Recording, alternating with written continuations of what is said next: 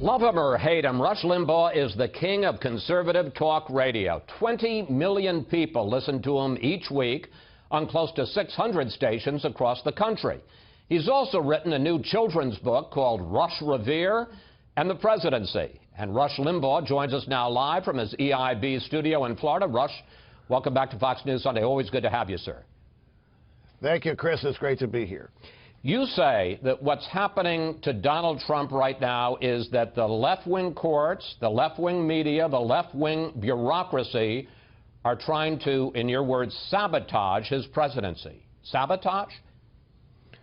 Well, actually, I do. And it's driven by two things, actually. The first thing that's going on, Chris, in my view, it is preposterous to believe that the Russians had any effect on the outcome of voting in this country. It's absurd. There is no evidence. Zilch.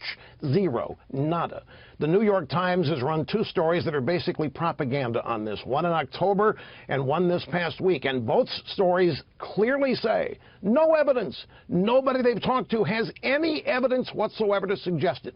The second thing I think that's important for people to remember, people that voted for Donald Trump, people that support Donald Trump, really, really believe that they were going to lose the country if Hillary Clinton won. This is not an idle thought. It's not an exaggeration. They really believe that the country as founded was up for grabs. It was over if Hillary had won, if the Democrats had another 4 or 8 years to do what they do with the judiciary and so forth. So those two things, and I think if you try to understand both of those, not you personally, but people have a much greater ability to understand Trump and his supporters if you can intellectually accept those two premises. You also use a phrase which I have to say that I only heard for the first time in the last couple of weeks, the deep state. And that's the notion that there's an Obama shadow government embedded in the bureaucracy that is working against this new president. I think some folks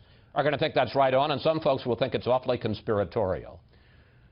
Well, I would love to claim credit for that, but actually I think a reporter by the name of Glenn Greenwald at The Intercept, who has got a relationship with, what's his name, Assange, I think he actually coined the term, and I think it works.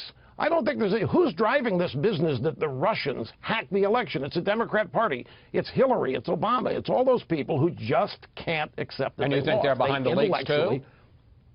Absolutely. Of course they are. They're trying. Look, if they can't win at the ballot box, you know they're down 1,200 seats since 2010. They've become a marginal party electorally. All they've got is their embeds in the bureaucracy and the judiciary, and they're pulling out all the stops. There's no question. This business that the Russians hacked the election, this is serious allegation that is impossible. The Russians could not have had any impact whatsoever on voting, either how they were cast or how they were counted. In fact, if you want to say they did their job. Hillary won the popular vote. How could they have possibly had any, this whole premise, and it's been driving news coverage here ever since Trump took office and even before.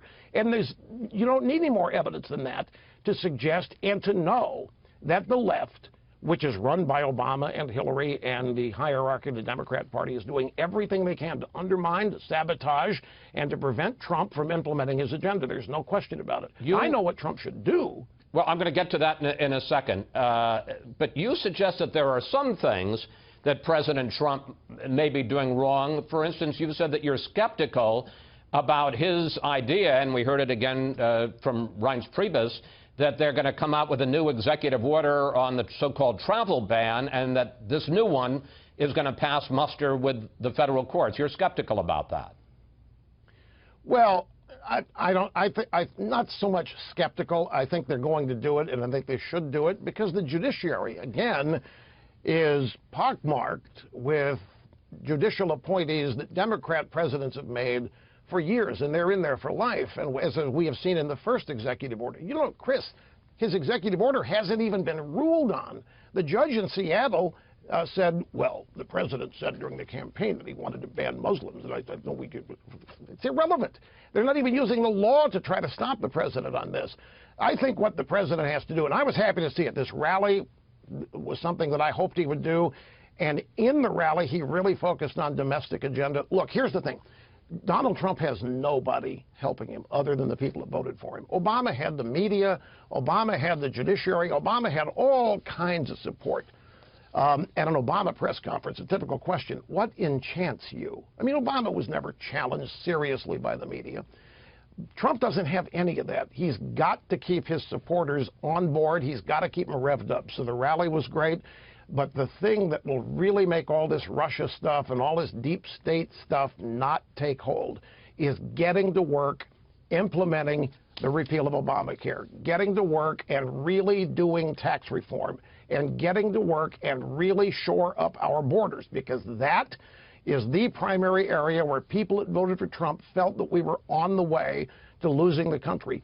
We've even lost the definition of immigration. Immigration today, if you listen to the left, equals anybody who wants to come into the country should be allowed. That's not what immigration is. That's illegal immigration, and we ought to all oppose it. We are all in favor of immigration that determines who gets in, the quantity of people who get in, whether they assimilate or not. Nobody's opposed to that. But immigration has been defined now as people flooding the country who are non-citizens, and that's called immigration according to the culture of the left. And we're just ruining our opportunity to stay together as a people with a common culture. I want to get to this question of focusing on the domestic agenda, because interestingly enough, that's something you've been saying. He needs to focus on the key things that would improve people's daily lives. There is a columnist for the Washington Post who is no conservative, and he actually wrote this week, and I don't know whether you're going to give you a heartburn, he said, Rush Limbaugh is exactly right about how Donald Trump can fix his problems, namely ignore the political chatter and focus on the domestic agenda.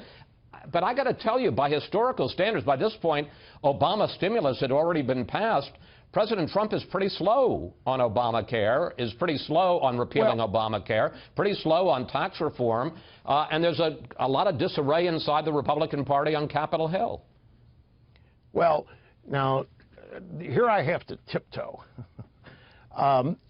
We're not talking Republicans and Democrats opposed to Trump. We're talking establishment versus Trump. Trump considered to be an outsider.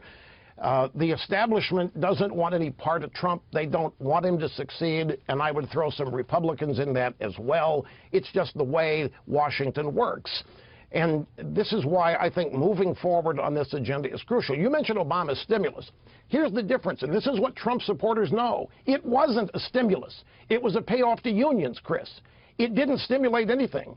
We don't have a growing economy. We don't have jobs being created at a replacement level for those we had lost. We don't have anything, Obama said. He lied about Rush, the you cost may well of be right. No, this is important stuff. The people.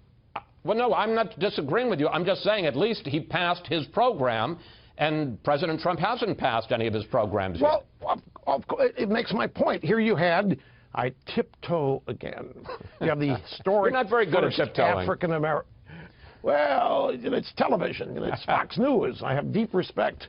But no, seriously, you have first African American president. You have everybody falling all over themselves to acknowledge that, to reward that. Obama was going to get everything he wanted in the first year, because if anybody opposed it, they were going to be accused of being a racist or bigot or who knows what. But don't ignore the substance. The voters know that his stimulus, it doesn't matter when it got passed, he misled everybody about it. The people of this country are tired of being misled. They're tired of voting based on what candidates have told them they're going to do, and nothing ever changes. Trump has a wide berth here, Chris. The media did not make Donald Trump, and they can't destroy him. But the media thinks, and when I say media, let me define ABC, CBS, NBC, New York Times, Washington Post, USA Today, LA Times, that cadre. They have a formula, they have a blueprint for destroying Republican political officials they don't like. It's not going to work on Trump. He doesn't fit that mold. They're trying to every day. It's kind of comical to watch. And my point about the domestic agenda, if he really wants to lead and I'm not interrupting. Get going on it. I'm not interrupting because we agreed. I'm just moving you along. I want to stay on this media issue because you heard my conversation just now with Reince Priebus, and tell me what you think. When Trump sends out a tweet and says the fake media and all those organizations you just listed are not my enemy, they're the enemy of the American people, does that go too far? Well, again, not to his voters. His voters have thought this for the longest time. I think that there's something to it. Enemy of the people, enemy of the state, they're enemies of Trump. And Trump won the election. Trump won on substance. Trump did more interviews. He explained his agenda more than any political presidential candidate ever has in my memory, and he has tried to stick to it as people perceive it. And this effort to stop him, this is what people conclude, anti-American, anti-this. It clearly is anti-Trump. And Trump has a connection with his voters that most politicians don't have. I understand it perhaps better than anybody in media. And that connection that he has is not anything that anybody else can break. Only he can break it. And I got about a minute left, so I'm going to ask you to keep the time on this. Is that all? As you look, no, you've been doing great. As you look at where they are 1 month in, is he in good shape? Is he in trouble? What's the state of the Trump presidency? 1 minute. My impersonation, well, it depends on who you ask. If you ask the media, they want people to believe that it's chaotic and falling apart, and it's already over. Trump's defeated. He doesn't know what he's doing, and everybody's running away from it, and we've got people in the deep state trying to sabotage Trump in order to save America. I think he's doing exactly what he said he was going to do, and at the bottom line, I don't really think he's fazed by all of this. I know Donald Trump. He's a winner. He's committed, and he has intended all along to do what he thinks is necessary to save the country. So perceptions are what they are. Keep an open mind. We're only 1 month in, and he's got 3 years and 11 months to go. And his supporters have nowhere near gotten to the point where they're worried or want to abandon him. They hope he hangs in. They hope he just continues to stick it to them. And they want to see this agenda moved. And believe me, that's the magic here. Get tax reform, Obamacare repealed, and he's free. Rush, thank you. Thanks for coming in today. Always good to talk with you. Please come back. Thank you very much, Chris, and I appreciate this very much. I really do. Always a pleasure.